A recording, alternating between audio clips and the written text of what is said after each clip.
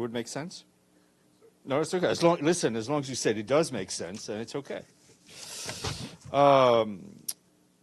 Good morning. Earlier, the Secretary General just left Geneva, and he's on his way back to New York as we speak. Earlier today, he delivered remarks, as you know, to the opening session of the 58th session of the Human Rights Council. He began by recalling that today's session was held under the weight of a grim milestone, the third anniversary of Russia's invasion of Ukraine, in violation of the Charter of the United Nations. The Secretary General reiterated his call to the international community to spare no efforts to bring an end to this conflict and to achieve a just and lasting peace in line with the Charter, the international law, and General Assembly resolutions. Turning to the work of the Security Council, the Secretary General said that without respect for human rights, sustainable peace is a pipe dream. Human rights are the oxygen of humanity, he added, but one by one they are being suffocated.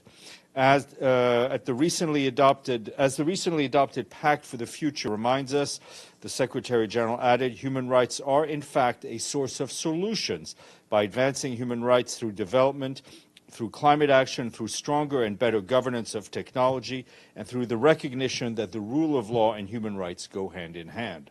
For his part, the High Commissioner for Human Rights, Volker Turk, warned that decades of human rights progress are currently under strain. He called on everyone to act to make sure that human rights remain foundational to our societies and our world, adding that to be effective, they require leadership from the heart, rooted in facts, the law, and compassion. This afternoon, the Secretary General also spoke to a high-level meeting on the Conference on Disarmament. He reiterated that the nuclear option is not an option at all, and reminded participants that in the Pact of the Future, member states recommitted to nuclear disarmament and the final objective of complete disarmament. His remarks were shared with you. Throughout the day, the Secretary General also had a number of bilateral meetings. Further to what he said on Ukraine in Geneva, as you know, over the weekend, the Secretary General also issued a statement in which he affirmed that the war in Ukraine stands as a grave threat not only to peace and security in Europe, but also to the very foundations and core principles of these United Nations. After 3 years of death and destruction, he once again calls for an urgent de-escalation and an immediate end to hostilities. The Secretary General welcomes all efforts towards achieving a just and inclusive peace, and the UN stands ready to support such efforts. As you know, at 3 p.m., the Security Council will convene for a meeting on Ukraine. Well, first consultations and then an open meeting, during which they will hear a briefing from Rosemary DiCarlo, our Undersecretary General for Political and Peace-Building Affairs. I have a statement to share with you on Sudan. The Secretary General is deeply concerned at the announcement by the Rapid Support Forces and affiliated civilian actors and armed groups of a political charter that expresses an intention to establish a governing authority in Rapid Support Forces areas of control. This further escalation of the conflict in Sudan deepens the fragmentation of the country and risks further entrenching the crisis. Preserving Sudan's unity, preserving Sudan's sovereignty and its territorial integrity remain key for sustainable resolution of this conflict and the long-term stability of Sudan and the wider region. The Secretary General also condemns the persistent violence perpetrated against civilians across the Sudan by both parties to the conflict, including ethnically motivated attacks. Sudanese women, Sudanese children and men are paying the heaviest price for the continued military offensives by the belligerents in this conflict. The Secretary General's personal envoy, Ramtam Lamamra, is engaging by the warring parties and all other relevant stakeholders to achieve progress on the cessation of hostilities, protection of civilians, and humanitarian access, and to promote de-escalation. That statement is being shared with you. And just more granularity on the suffering that the Sudanese people are subject to. The ongoing hostilities, insecurity, and attacks on healthcare facilities in Sudan continue to increase the risks of disease outbreaks across the country. Our humanitarian colleagues say that the cases of cholera in White Nile State are rising. According to health authorities, over 1,600 cases, including 63 deaths, have been recorded in recent days. Yesterday alone, 289 cases, including 5 deaths, were reported. A likely source of the infection is the White Nile River, where families have been collecting water during major power outage following drone attacks on power plants. On 21st February, the Sudanese Ministry of Health and the World Health Organization, as well as UNICEF, launched a 6-day cholera vaccination campaign in the localities of Kosti and Rabak in White Nile. They aim to reach more than 1 million people with oral cholera vaccines. Since the start of this cholera outbreak in July of last year, more than 55,000 cases of cholera, including nearly 1,500 deaths, have been reported from 12 out of Sudan's 18 states. That's what local authorities and our health partners are telling us. We reiterate our appeal for all sides to adhere to international humanitarian law and ensure that civilians and critical civilian infrastructure be protected and never be targeted. Our Deputy Secretary General Amina Mohammed is in Nairobi, Kenya, in preparation for the second Food Systems Summit stock-taking. She's meeting with member states as well as representatives from the private sector, youth and civil society to bring out the progress, challenges, and opportunities needed to ensure the July stocktake is action-oriented, driving food system transportation and securing global food security. As part of her visit, she toured the Food for Education Giga Kitchen, which is the largest kitchen in Africa that's run independently and locally. It provides over 63,000 students with meals daily from a single kitchen and over 500,000 across all its kitchens in Nairobi. This organization has scaled up from feeding 10,000 children per day 2 years ago to 500,000 children per day today. She also visited the UN office in Nairobi, where she met with the UN country team to discuss how to strengthen our impact in Kenya and deliver more effectively on the Sustainable Development Goals. And I've been asked about the Secretary General's reaction to the situation in the West Bank, in addition to what he said today in Geneva. I can tell you that the Secretary General is alarmed by the escalating violence, attacks and large-scale Israeli security forces operations in the West Bank's northern governorates, including the deployment of Israeli tanks for the first time in over 2 decades. He's deeply concerned by the increasing number of fatalities, including children, and the mounting number of displaced Palestinians and a broadening scope of civilian infrastructure destruction. He's appalled that children continue to be victims of violence. These attacks and mounting violence must end. He urges the security forces to exercise maximum restraint and use intentional lethal force only when strictly unavoidable to protect life. He firmly rejects statements by Israeli officials indicating the intention to remain in some northern occupied West Bank area for extended period and to refuse the return of displaced Palestinians to their homes. He calls on Israel to comply with its relevant obligations under international law and international humanitarian law as applicable, and to take measures to protect civilians and ensure their safety. Turning just a bit more on the northern occupied West Bank from our colleagues at OCHA, who warned that the ongoing operations are having severe humanitarian consequences. Yesterday, military tanks and additional forces were deployed by Israeli security forces to Jenin, reportedly with orders to prevent residents from returning. On Friday, a 13-year-old girl was shot and killed near the camp. In Kabatia city in Jenin Governorate, residents have been ordered not to leave their homes, while bulldozers have raised roads, leading to electricity blackouts for some 40% of the population. Tens of thousands of Palestinians remain unable to return home, requiring large-scale humanitarian assistance in their current temporary locations. In Gaza, we have an update for you on the polio vaccination campaign, which started Saturday. By the second day of the campaign, we reached more than 450,000 children under the age of 10. This is more than 3/4 of the targeted population. Day 3 of the campaign is currently ongoing. Since the onset of the ceasefire and as of yesterday, We and our humanitarian partners have provided tents to families across Gaza, mostly in the north. Our partners are also distributing ceiling material and tarpaulins to support those living in damaged buildings. Our partners are also working on food security. Tell us that the number of bakeries operating throughout Gaza by the World Food Program has risen to 5 before the ceasefire to 25 as of today. Additionally, 780,000 hot meals are being distributed daily. Since last month, our humanitarian partners have screened over 80,000 children aged 6 to 59 months for malnutrition, admitting those in need for appropriate treatment. And just last week, we distributed hygiene kits to nearly 8,000 households and water jerry cans to about 3,500 families. OCHA stresses that sustaining these scaled-up humanitarian operations require both generous funding and, of course, for the ceasefire to hold up. And Jean-Pierre Lacroix, our head of Undersecretary General for Peace Operations, wrapped up his visit to Sudan, Abyei in South Sudan today.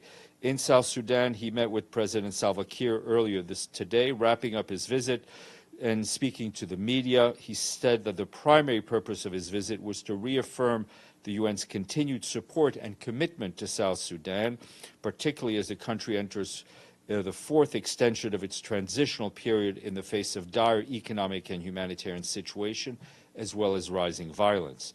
Mr. Lacroix expressed hope that the parties to the revitalized peace agreement will overcome political deadlocks throughout consensus and move swiftly to ensure that this latest extension leads to elections under best possible circumstances.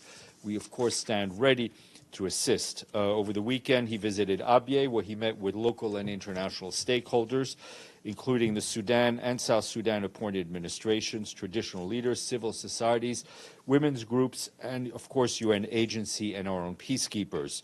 Discussions focused on the UN mission's protection efforts in Abyei and the proliferation of arms and escalating humanitarian crisis driven by Sudan and the conflict in Sudan and the floods in South Sudan. In Port Sudan, he met with the Minister of Defense of Sudan, with high-level officials of the Sovereignty Council and the Ministry of Foreign Affairs and UN agencies. From Juba, he will head to Delhi to attend the 2025 Women, Peace and Security Conference. And turning to Haiti, I can tell you that the Secretary General is deeply saddened by the death of a Kenyan a Kenyan police officer that occurred yesterday, serving under the multinational security support mission in Haiti. The officer was apparently injured during an anti-gang operation and subsequently succumbed to his injuries. The Secretary General extends his condolences to the family of the police officers, the people and government of Kenya, and of course all of his colleagues in the MSS. Turning to the situation in the DR Congo, on the humanitarian front, the Office of the Coordination of Humanitarian Affairs says it's deeply concerned by this surge of crime and insecurity, which has led to ongoing civilian casualties in the east, including the death of humanitarian workers and widespread human rights violations, as we've been telling you. In Lubero territory, north of Goma, clashes last week forced more than 100,000 people, that's about half of them children, to flee their homes. Several local health facilities had to suspend activities. Our partners, who also report there have been widespread human rights violations during clashes, including rape. In Goma, our partners report rising crime in recent days, including home invasions and kidnapping, in some cases leading to deaths. Several humanitarian organizations have reported attempts to seize their vehicles. Our partners are also reporting a similar increase in crime and insecurity in South Kivu, where there's been an uptick in home invasions and killings, notably in the city of Bukavu. In the city of Uvira, also in South Kivu, local sources report that multiple incidents of violence, rape, and looting in recent days. In North Kivu, a humanitarian aid worker was hit by a stray bullet during clashes on the 20th of February near a hospital in Masisi territory, about 80 kilometers west of Goma. He died from his injuries on Saturday, bringing to 6 the number of humanitarian workers killed in eastern Congo since January of this year. The same clashes reportedly killed 3 other civilians and injured a child. OCHA calls on all parties to the conflict to uphold their obligations under international humanitarian law and international human rights law. And on the peacekeeping front, our peacekeepers tell us that the security situation in North and South Kivu remains unstable and highly unpredictable in the territory seized by the M23, which reports of further advances by the group towards the town of Lubero. Colleagues tell us that the peacekeeping mission's ability to deliver on its mandate continues to be significantly restricted in M23-controlled areas in North Kivu. However, the mission continues to provide protection to thousands of people who sought refuge within its various bases while seeking ways to ensure their safe transfer out of Goma. And of this morning, the mission facilitated the medical evacuation of 19 soldiers from the Southern African Development Community mission in the country from Goma. And staying in East Africa, in Mozambique, the deputy head of Office of the Coordination of Humanitarian Affairs and the World Food Programme are a joint visit to Mozambique to press for continued global support for Mozambicans. The conflict and increasingly frequent and extreme weather events are driving humanitarian needs to unprecedented levels in the country. Joyce Masuya, the Deputy Emergency Relief Coordinator, and Carl Scow, the Deputy Executive Director of WFP, are meeting with government officials, affected communities, donors, representatives from the international and regional financial institutions. They will discuss how to continue to collaborate to find practical ways to up our humanitarian assistance. Mozambique, as you know, is facing overlapping crises with some 5 million people, that's nearly 1 in 7 across Mozambique, in need of urgent humanitarian assistance to cope with the effects of cyclones, of conflict, and of drought. And lastly, our colleagues at the Office for Human Rights in Geneva today released a report urging the Colombian government to protect civilians during the ongoing violence by armed groups. The report, which covers 2024, details how armed groups use violence to exert control over population, furthering their own economic interests and undermining governance. The situation disproportionately impacts indigenous peoples, Afro-descendant communities, as well as peasants. The UN Human Rights Chief Volker Turk said the escalation of fighting in Catatumbo region since mid-January, where more than 52 people were killed and tens of thousands forcibly displaced, highlights the ongoing suffering caught in the midst of violence and armed conflict. Deji. What does the Secretary General have to say on the results of the 6 votes today in the General Assembly? I mean, we'll leave it to our journalists and analysts to comment. I mean, for this was a decision of the General Assembly. I think the Secretary General's own position on the conflict in Ukraine, I mean, was stated over the weekend, it was stated again on Monday. Obviously, I think whenever there's a resolution of the General Assembly, it's an important step in that body exercising its mandate. Right. On Gaza, we know that Israel halted the release of Palestinian detainees, which might lead to another hurdle of the ceasefire deal. Does the Secretary General have anything to say on that? Look, we're very concerned about the situation regarding the ceasefire and its precarious state. What we want to see is the full implementation of what was agreed to by the parties, the dignified release of all the remaining hostages, including the bodies of people who'd been held hostage, and irreversible progress towards a two-state solution, and even more, obviously, humanitarian aid coming in. And I wanted to add that Sigrid Kaag will be here to brief the Security Council tomorrow in person, and we expect her to be available to at the stakeout. Yes, ma'am. Hi, Minglu from China Daily. So the adopted resolution this morning, we do see it had fewer supports, votes in favor than previous ones. Does the UN feel this as a weakening of global support for Ukraine, or are there other factors at play? Look, again, I think that's a question best answered by journalists and commentators. We're not here to comment on the different level of support for each resolution. It was adopted. Who voted for, who voted against, who abstained is clear to all. It was done in an open manner and in a recorded vote. I'm sorry, another question. Yeah, of course. So there have been discussions that Trump is trying to weaken the China and the Russian relations, and just hours ago, Xi Jinping and Putin had spoke with each other and reconfirmed their close ties. So how does the UN feel this shifting dynamics, and do you see any impact on efforts to resolve the Ukraine conflict? Look, we are seeing a lot of things shift, right, in the past few weeks. What we want to see is obviously increased and more positive global cooperation, especially by major players, so we speak, and members, permanent members of the Security Council. And we want to see a reaffirmation by all member states of the principles of the Charter and the ideals of the Charter that they all signed on to. Mr. Avni. Two questions on two different topics. The first was, if there's a Security Council resolution that is contrary to a General Assembly resolution and comes after a General Assembly vote, does that have any effect over the validity of the General Assembly resolution?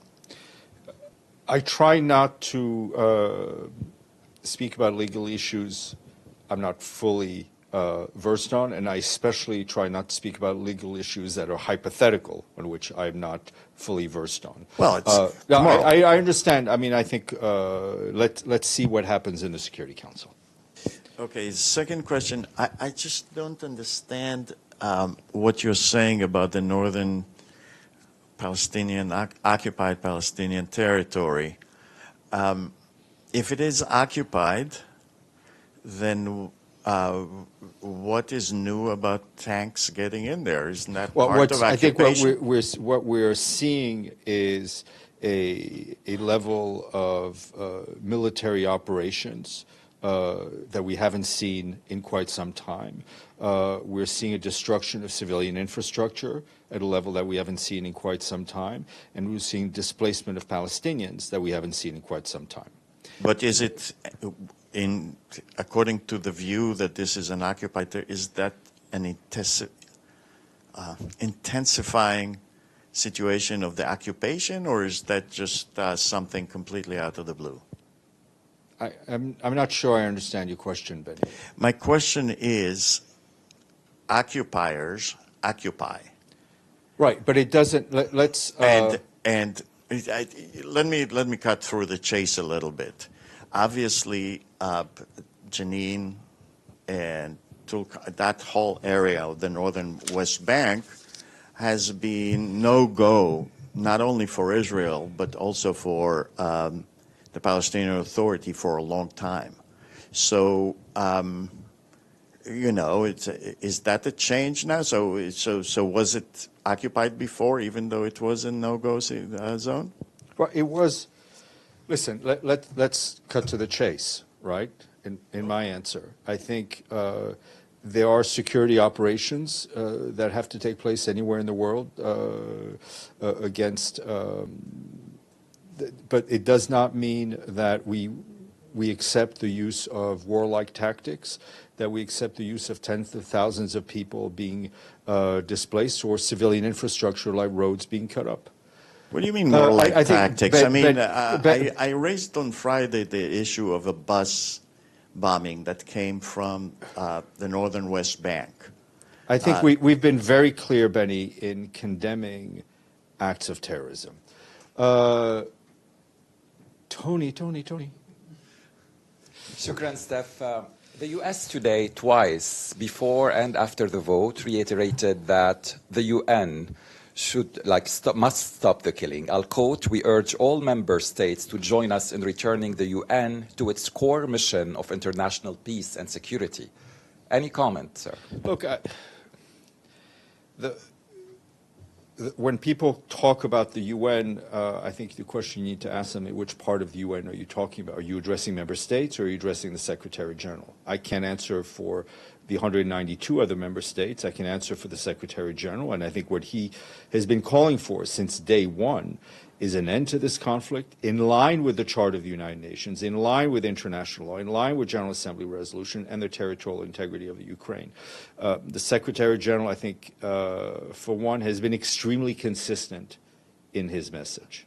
But allow me a follow-up. Like, why would the United States mention that it requires or it's asking for a returning of the UN to its core mission? A returning. I mean, this language is very... Tony, there is, in front of this podium, there is a seal. It's not the U.S.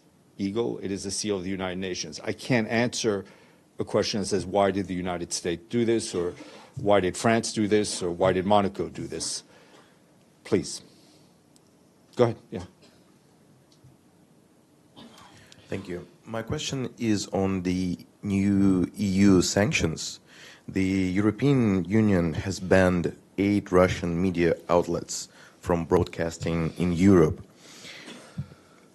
Russian officials said that this violates international norms of freedom of the press.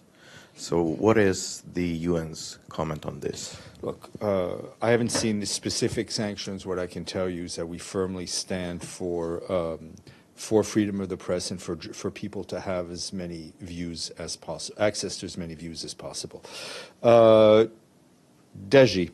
Sorry, let me get you back to the voting this morning. According to the statement released by Secretary General on the occasion of the 3rd anniversary of the Ukrainian crisis, Secretary General still used the word, I quote, full-scale invasion. Today, Russia, U.S. both voted against this term, full-scale invasion. China abstained.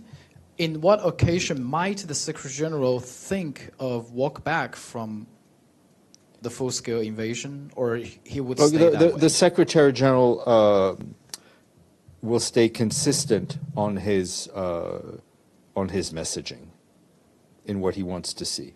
So there's no way that he is going to walk back. The Secretary General has been very consistent on his messaging, and I think you know him. He's not about to change. Thank you. Any questions online? Okay. Thank you all.